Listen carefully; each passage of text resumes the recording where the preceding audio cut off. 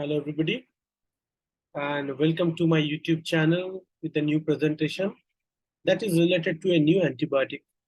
I think that has been launched 3 years ago in India, and now once the innovator company has lost its patent, this molecule will be widely available all over the country.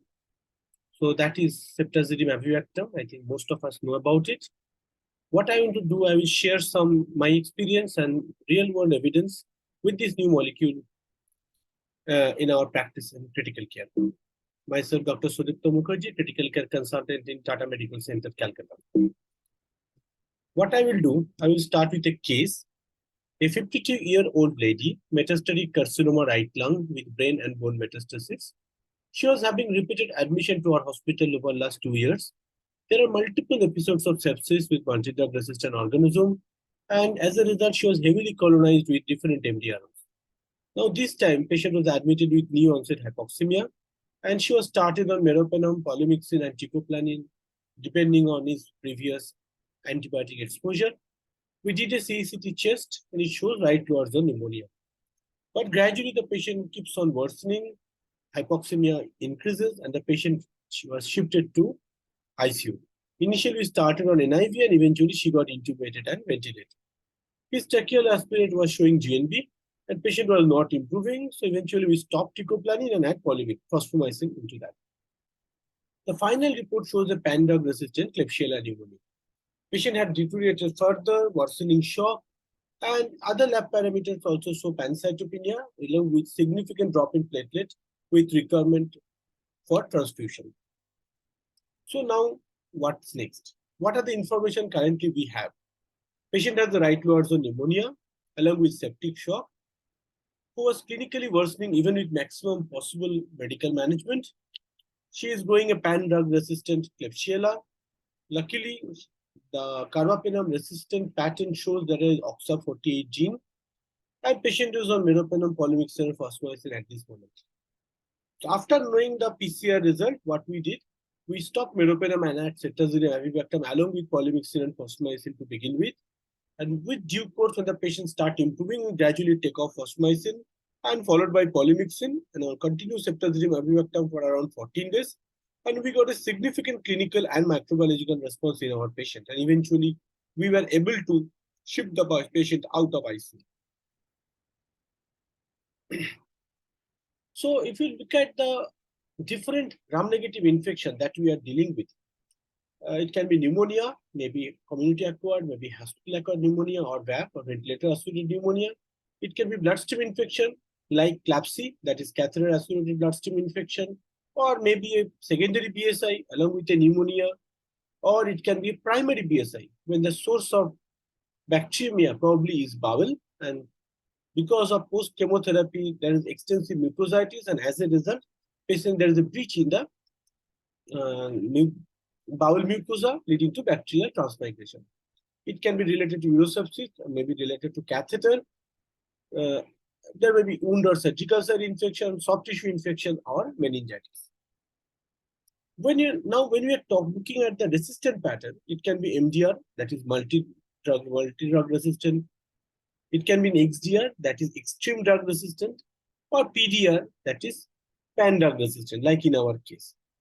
Now, for the MDR, mostly they can be either ESBL, that is extended spectrum beta-lactamase producer, that gives resistance to third generation cephalosporin, or it can be CRE, that is carbapenemase enzyme producer, which leads to all types of carbapenem resistance. If we now look at the antibacterial resistant load all over the world, we can see globally nearly 7 lakh people are losing battle to AMR per year. And probably this number will go up to 10 million as projected by different organizations by the year 2050. And it will probably cross the mortality related to cancer and also road traffic accident combined. Now, India is one of the largest burden of drug-resistant pathogen, this we all know. And obviously, unless we do our part correctly, this is going to increase in a tremendous number in the coming years. WHO Global Surveillance already has mentioned that antibiotic resistance is no longer a prediction for the future, It is basically happening right now, requiring immediate intervention to prevent its propagation. This is the distribution of extended spectrum beta lactamase producers all over the world, and you can see India and Southeast Asia is one of the important area with a large number of ASBL producers. If you look at the carbapenem resistant bugs, specifically Klebsiella, you will see even again India is one of the important aspect, important area, the very high incidence is as high as 60%. And as a result, there are some bacteria like Klebsiella and E. coli among Enterobacteriaceae, and among non-fermenting bacteria like Acinetobacter and Pseudomonas have been identified as Indian critical priority pathogen because most of these bugs are resistant to carbapenem, colistin and polymyxin, and tigecycline. And if you look at the resistant, probably Klebsiella has carbapenem resistance up to 70%, when E. coli is around 40% in multiple studies. How these bugs are going to develop resistance? It can be because of mutation in the chromosomal DNA, or most importantly, is a plasmid-mediated resistance, where the resistance containing gene is transferred from one bacteria to another via a small segment of DNA, which is called plasmid. Now, if you look at the pattern of resistance or how the bacteria is developing resistance, it can be by carbapenemase producer, but there can be non-carbapenemase related mechanism. For carbapenemase producer, it can be serine beta-lactamase like KPC and OXA48, or it can be metal-beta-lactamase like NDM, VIM, and IM. How these are different, specifically for Enterobacteriaceae, because the drug we are going to discuss today will have action against KPC and OXA48, but not much action against metal-beta-lactamase. But now, if you look at the non-fermenting pathogens like Acinetobacter and Pseudomonas, their carbapenemase production is little different. It can be KPC along with OXA23, OXA40, and OXA58, most for which Ceftazidime avibactam does not have been known, along with that metallo-beta-lactamase that it produces. All these bacteria can have different resistant pattern beyond carbapenemase production. That may be because of porine channels, which does not allow the antibiotics to enter the cell, or there may be efflux pump, which throws the antibiotic out of the cell by a certain energy-dependent mechanism.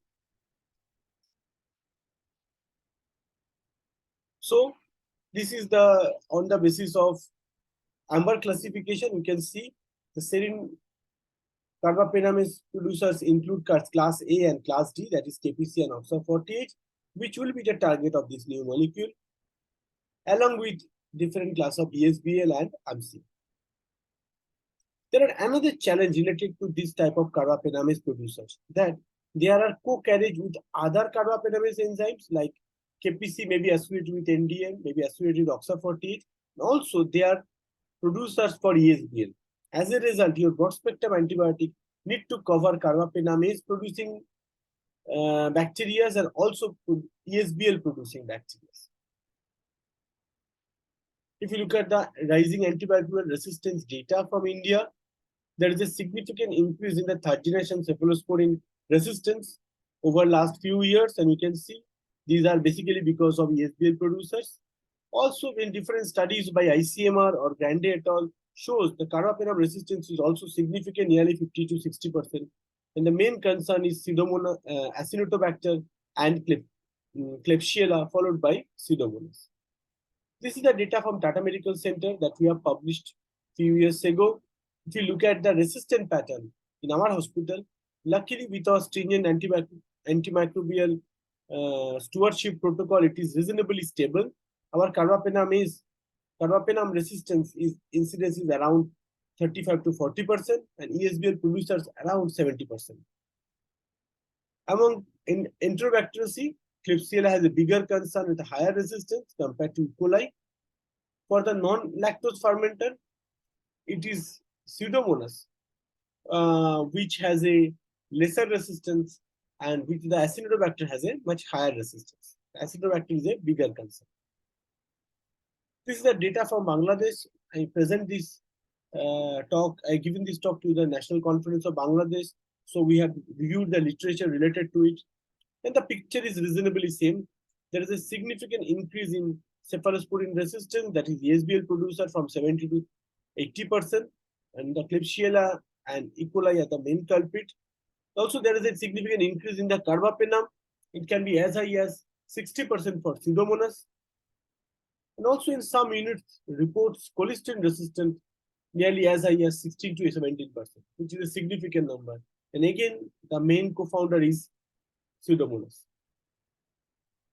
Now, if you look at the different types of resistance in different areas of the world, everybody has his own challenge.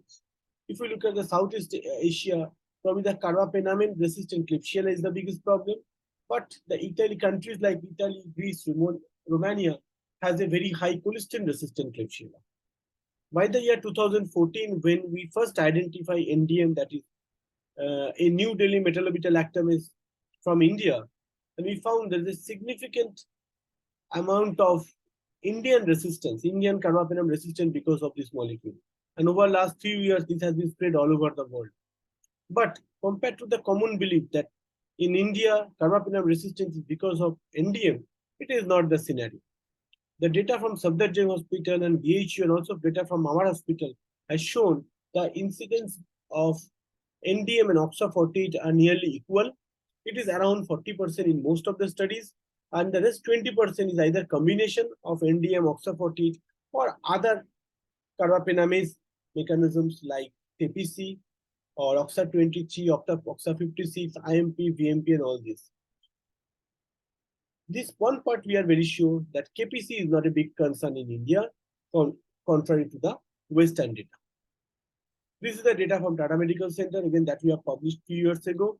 And it shows that the incidence of NDM and OXA48 are nearly equal in our practice. That means when you are talking about the new molecule that is going to act against OXA48, so 50% cases of our carbapenem resistant bugs can be treated with this molecule if we know the mechanism of resistance. Now, what is the risk factor for developing carbapenem resistance? Most important is previous antibiotic usage, specifically carbapenem. As a result, these patients become heavily colonized with different MDRO, along with intensive care stay, other organ supports like mechanical ventilation or dialysis, presence of catheter, prolonged hospital, different comorbidities are also significant risk factor for carbapenem resistance. This is a very important slide in my presentation. Look at the outcome of carbapenem resistant enterobacteriaceae, that is mostly Klebsiella, depending on the treatment. And it shows even these bugs are carbapenem resistant. The maximum success, clinical success in this subgroup of patients obtained when the combination antibiotic have one carbapenem. And the other options beyond carbapenems are aminoglycosides, tigecycline, colistin. So it shows that if your antibiotic combination have one BLBLI, probably the outcome is better. The most important reason is that these are much more potent antibiotic compared to the antibiotics we are using for MDRO bugs like tigecycline, colistin, fosfomycin, and aminoglycosides. And it has been proven in multiple types of infection like bloodstream infection, pneumonia, UTI, tracheobronchitis, and wound infection. Now we can review the role of new BLBLI in our practice. Few discussion about the background structure of this molecule. Now, the most active molecule in this combination is avibactam. It is a novel, first-in-class, non-beta-lactam beta-lactamase inhibitor from a new chemical class called diazebicyclooctane. It has some different characteristics from the older beta-lactamase inhibitor, which are structurally beta-lactam, and it causes acylation and subsequent irreversible inactivation of the beta-lactamase. That's why they used to call suicidal inhibitors.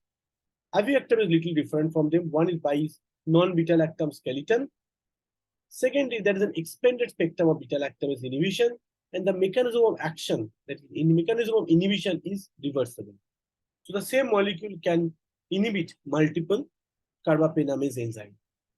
And it has been combined with ceftazidime, that's an extended spectrum cephalosporin, third generation, with activity against enterobacteriaceae and Pseudomonas. It binds to penicillin binding protein in the bacterial cell wall, leading to bacterial cell lysis. And this combination can have action against class A class C, and some class D beta-lactamase as per Amber classification. That means it will act against ESBL producer, KPC, OXA48, and MC producers. And how the spectrum has increased with avibactam, it is very clear from the slide, where clavulanic acid and tazobactam only have action against TEM and HSB type of ESBL. Avibactam has action against all class A, class C, and class D type of carbapenemase or beta-lactamase enzymes, except class B, that is IMP, VIM, and NDM1.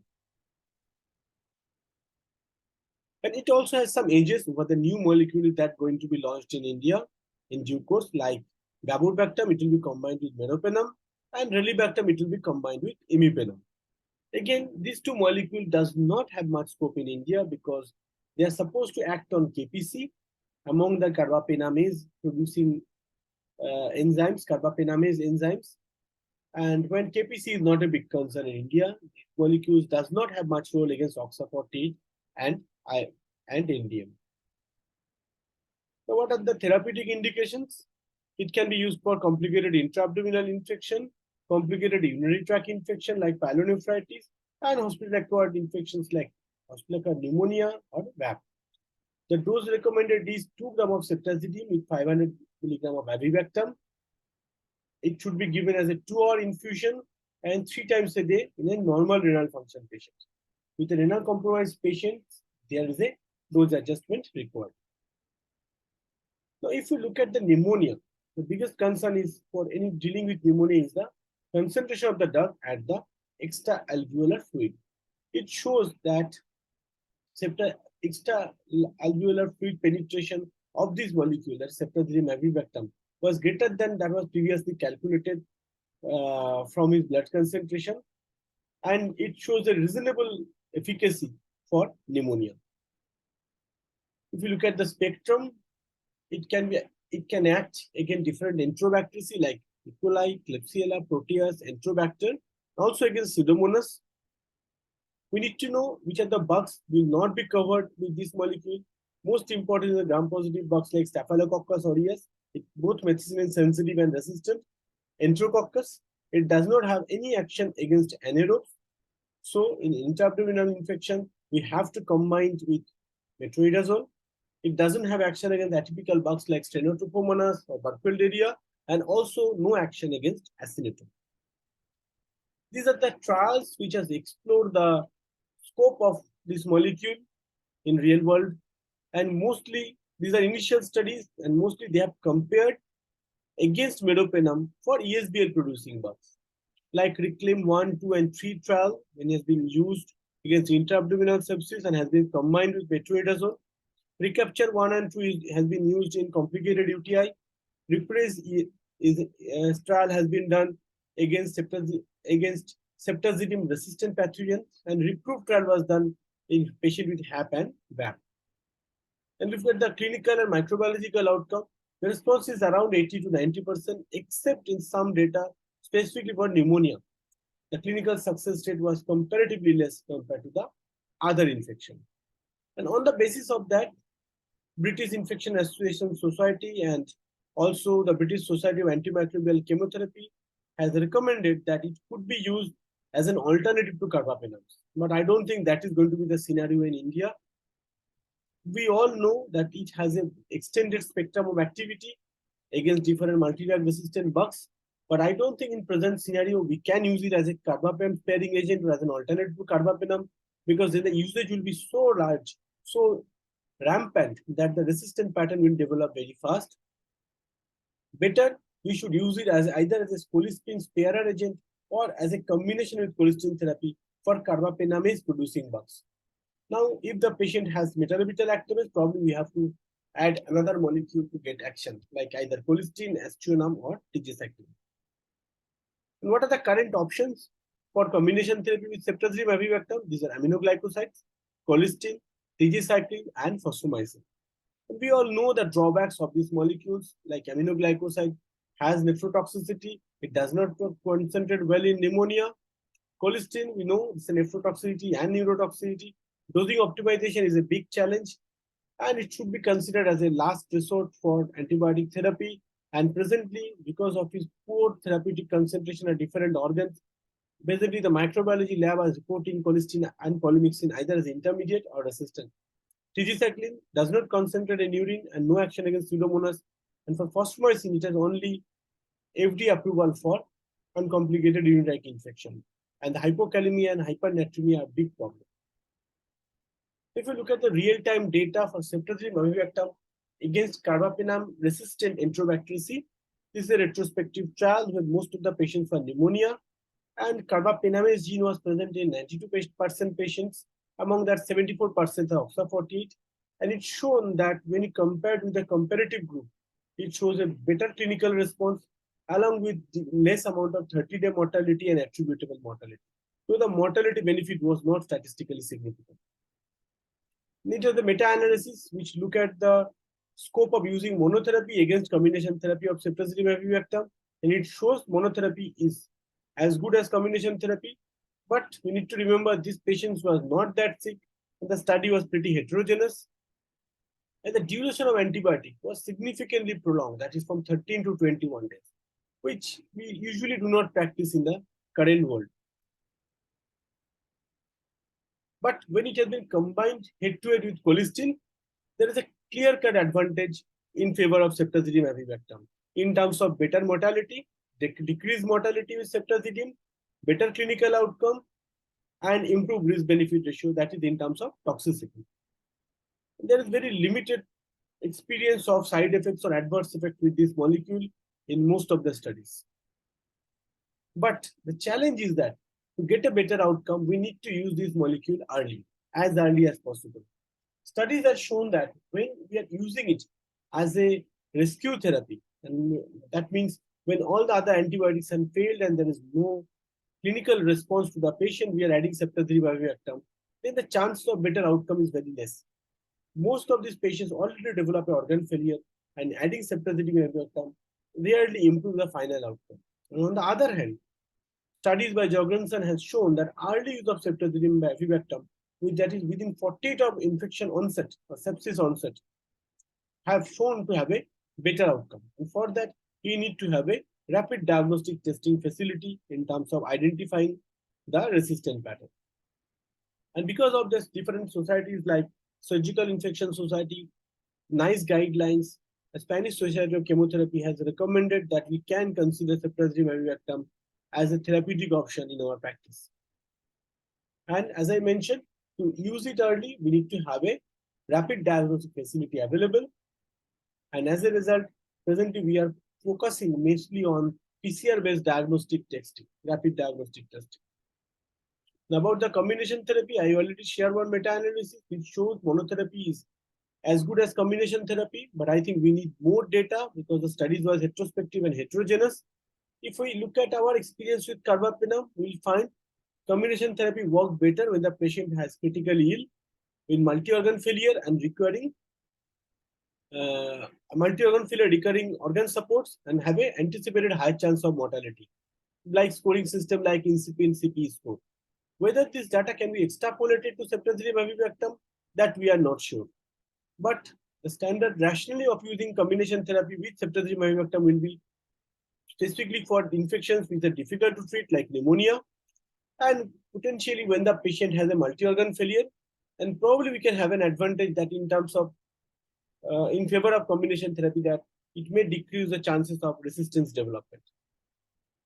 And I already discussed antibody stewardship is very, very important for ceftazidime avibactam. The purpose is to minimizing the barrier to utilization, but not to promote overuse. That's why ceftazidime avibactam susceptibility for carbapenem resistant genes are very, very important. And as a result, this have to be started as a laboratory initiative molecule. That is, the microbiologists have to give a clearance before starting this molecule because we need a confirmed diagnosis of type of resistance. And as a result, you need a institutional protocol to use this molecule, and microbiology and ID input is very much needed as either as a pre-authorization or as a prospective audit and feedback. So to summarize, the resistance among gram-negative bacteria is on rise, that we all are aware, and the most of the resistance are either by OXA48 or by NDM. So there is a 50% opportunity to use ceftazidime avibactam if we decide to use it judiciously. And to start it early, we need a rapid molecular testing facility to guide the antibiotic therapy. In real world, we have enough data in favor of ceftazidime avibactam to use it confidently. It shows better outcome when compared with colistin on a head-to-head manner. If the patient is sick, better to combine it with polymyxin or other antibiotics and use combination therapy. Early use show better outcome. And as I repeatedly mentioning, good antibiotic stewardship is the need of the hour when you are having so much targeted therapy in our market. By this, I like to conclude my presentation. And on behalf of ISCCM, I'd like to invite you all for our next international conference in Mumbai by 9 in the June first week or second week of June. And next year, I hope you will see you all in Calcutta because we are hosting the Critical Care 24. By this, I'd like to finish my presentation. Thank you.